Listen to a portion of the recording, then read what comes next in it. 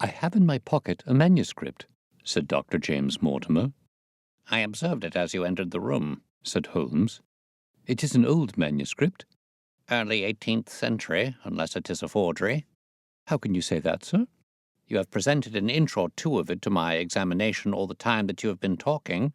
It would be a poor expert who could not give the date of a document within a decade or so. You may possibly have read my little monograph upon the subject. I put that at 1730. The exact date is 1742. Dr. Mortimer drew it from his breast pocket. This family paper was committed to my care by Sir Charles Baskerville, whose sudden and tragic death some 3 months ago created so much excitement in Devonshire.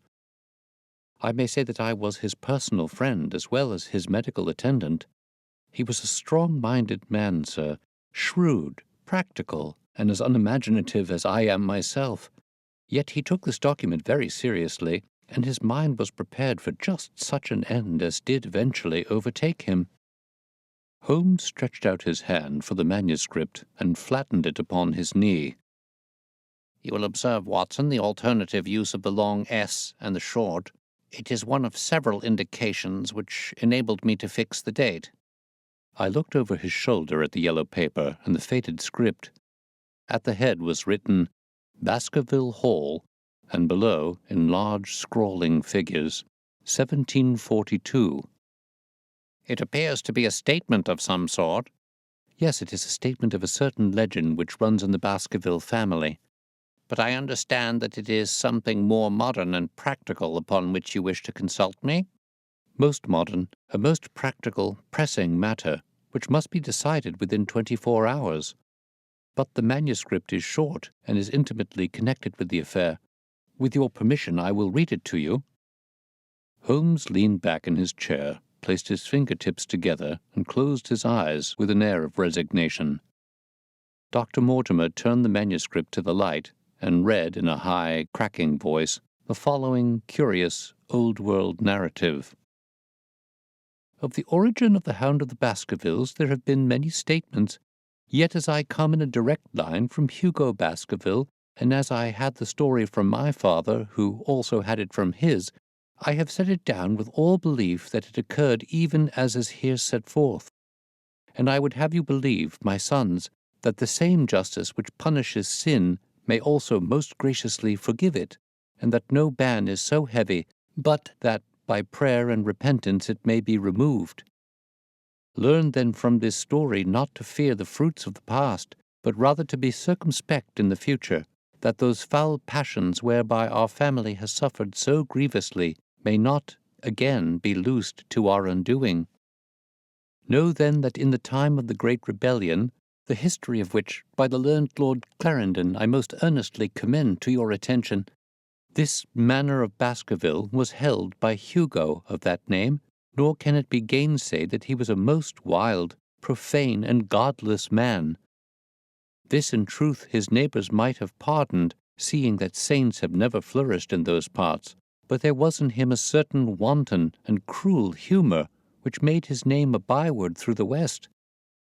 It chanced that this Hugo came to love, if indeed so dark a passion may be known under so bright a name, the daughter of a yeoman who held lands near the Baskerville estate, but the young maiden, being discreet and of good repute, would ever avoid him, for she feared his evil name.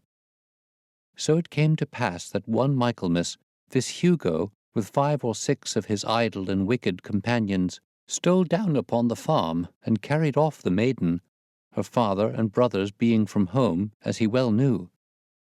When they had brought her to the hall, the maiden was placed in an upper chamber, while Hugo and his friends sat down to a long carouse, as was their nightly custom.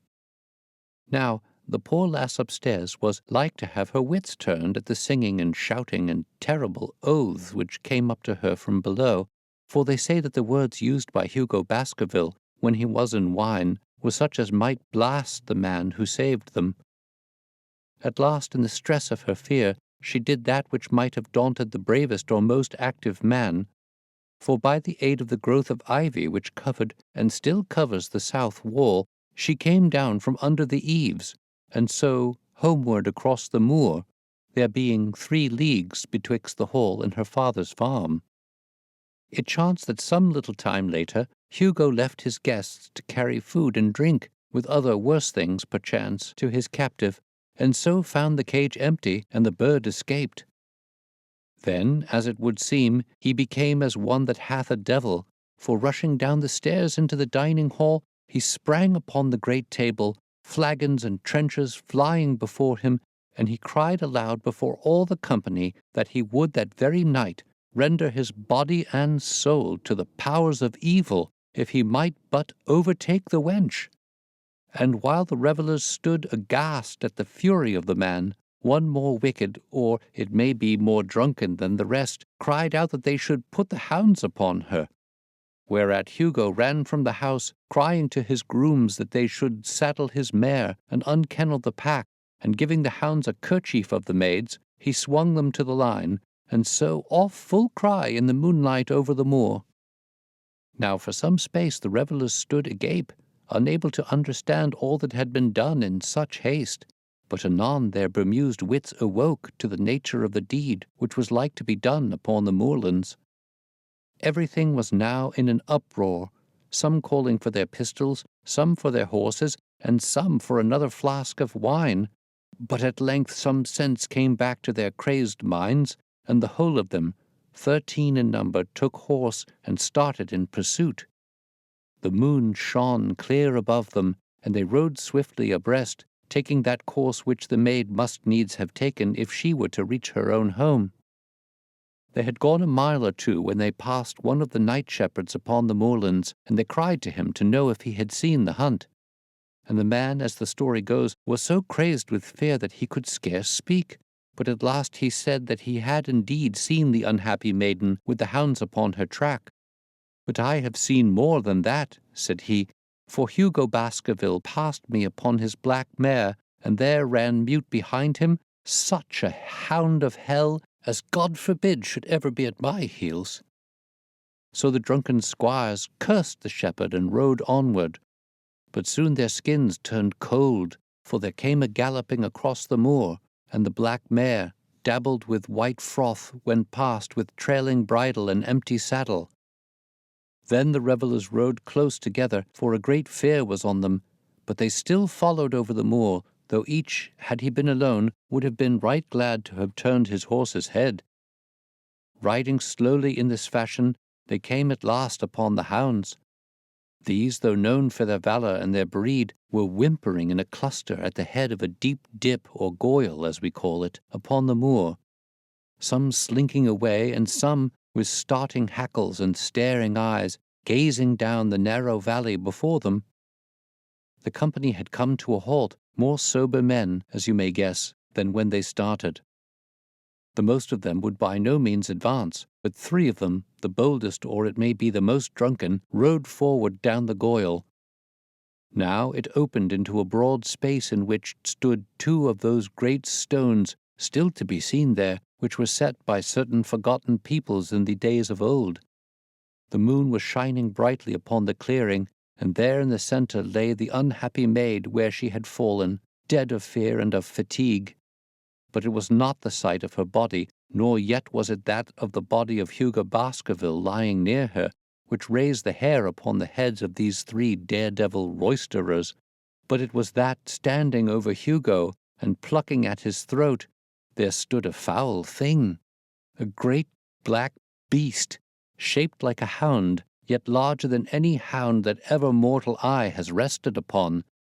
And even as they looked, the thing tore the throat out of Hugo Baskerville, on which, as it turned its blazing eyes and dripping jaws upon them, the 3 shrieked with fear and rode for dear life, still screaming, across the moor. One, it is said, died that very night of what he had seen, and the other 2 were but broken men for the rest of their days. Such is the tale, my sons, of the coming of the hound, which is said to have plagued the family so sorely ever since. If I have set it down, it is because that which is clearly known hath less terror than that which is but hinted at and guessed. Nor can it be denied that many of the family have been unhappy in their deaths, which have been sudden, bloody, and mysterious. Yet may we shelter ourselves in the infinite goodness of Providence, which would not forever punish the innocent beyond that third or fourth generation which is threatened in Holy Writ. To that providence, my sons, I hereby commend you, and I counsel you by way of caution to forbear from crossing the moor in those dark hours when the powers of evil are exalted. This from Hugo Baskerville to his sons Roger and John, with instructions that they say nothing thereof to their sister Elizabeth. When Dr. Mortimer had finished reading this singular narrative, he pushed his spectacles up on his forehead and stared across at Mr. Sherlock Holmes. The latter yawned and tossed the end of his cigarette into the fire. "Well," said he, "do you not find it interesting?" "To a collector of fairy tales." Dr. Mortimer drew a folded newspaper out of his pocket. "Now, Mr. Holmes, we will give you something a little more recent. This is the Devon County Chronicle of May 14th of this year. It is a short account of the facts elicited at the death of Sir Charles Baskerville, which occurred a few days before that date." My friend leaned a little forward, and his expression became intent. Our visitor readjusted his glasses and began. "The recent sudden death of Sir Charles Baskerville, whose name has been mentioned as the probable Liberal candidate for Mid-Devon at the next election, has cast a gloom over the county. Though Sir Charles had resided at Baskerville Hall for a comparatively short period, his amiability of character and extreme generosity had won the affection and respect of all who had been brought into contact with him. In these days of nouveau riche, it is refreshing to find a case where the scion of an old county family which has fallen upon evil days is able to make his own fortune and to bring it back with him to restore the fallen grandeur of his line. Sir Charles, as is well known, made large sums of money in South African speculation. More wise than those who go on until the wheel turns against them, he realized his gains and returned to England with them. It is only 2 years since he took up his residence at Baskerville Hall, and it is common talk how large were those schemes of reconstruction and improvement which have been interrupted by his death. Being himself childless, it was his openly expressed desire that the whole countryside should, within his own lifetime, profit by his good fortune, and many will have personal reasons for bewailing his untimely end. His generous donations to local and county charities have been frequently chronicled in these columns. The circumstances connected with the death of Sir Charles cannot be said to have been entirely cleared up by the inquest, but at least enough has been done to dispose of those rumours to which local superstition has given rise. There is no reason whatever to suspect foul play, or to imagine that death could be from any but natural causes.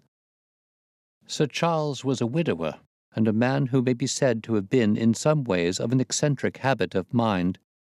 In spite of his considerable wealth, he was simple in his personal tastes, and his indoor servants at Baskerville Hall consisted of a married couple named Barrymore, the husband acting as butler and the wife as housekeeper.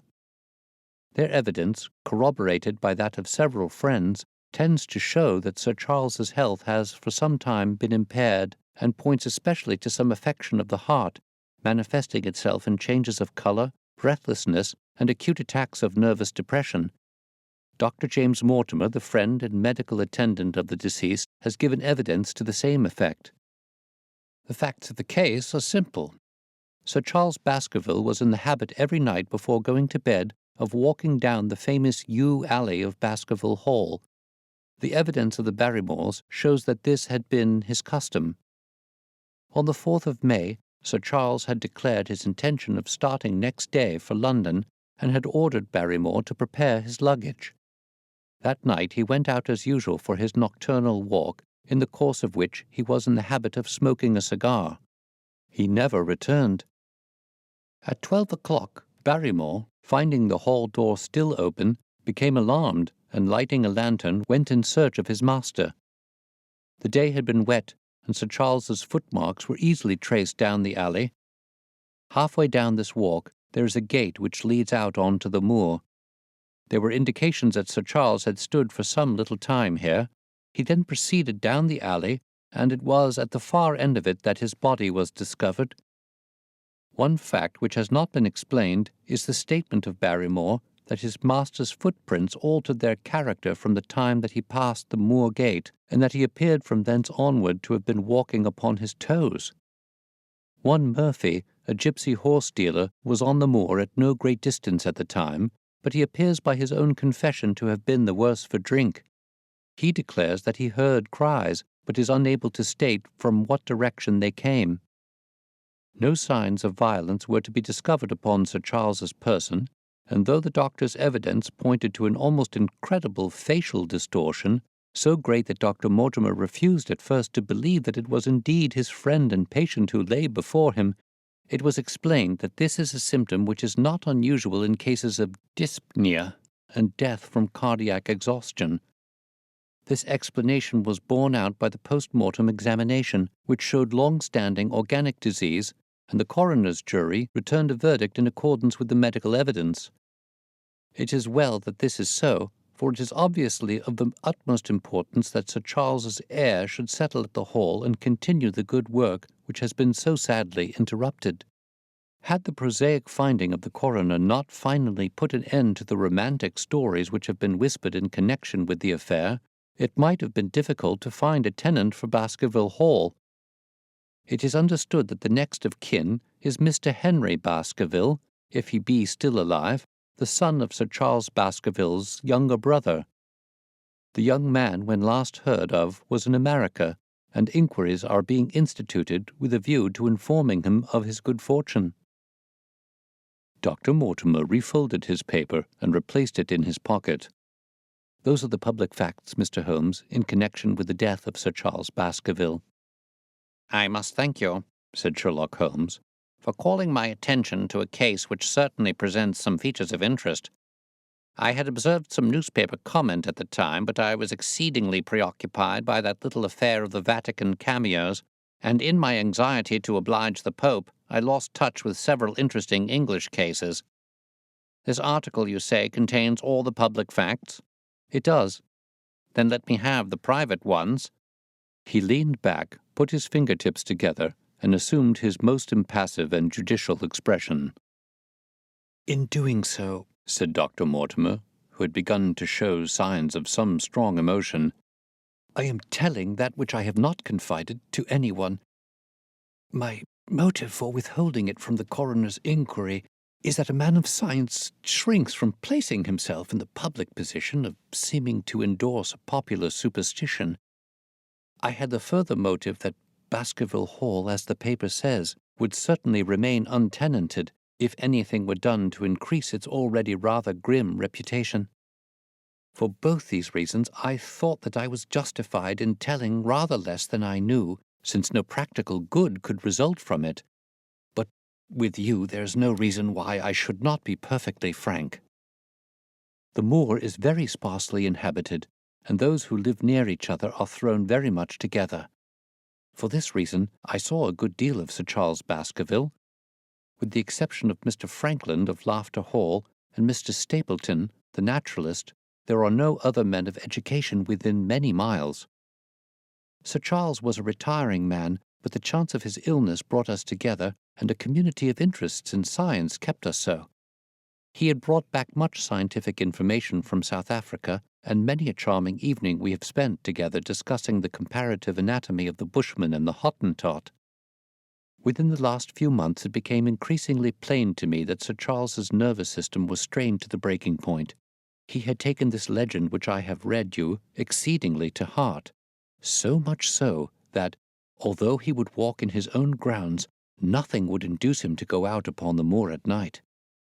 Incredible as it may appear to you, Mr. Holmes, he was honestly convinced that a dreadful fate overhung his family, and certainly the records which he was able to give of his ancestors were not encouraging.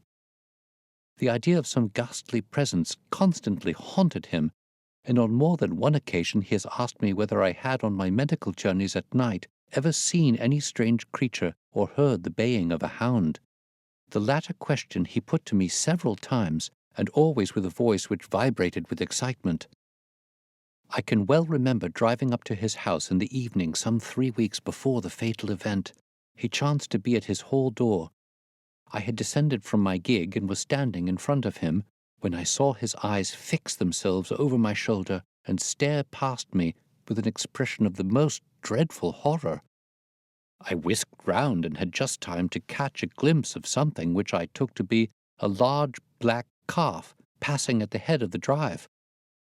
So excited and alarmed was he that I was compelled to go down to the spot where the animal had been and look around for it.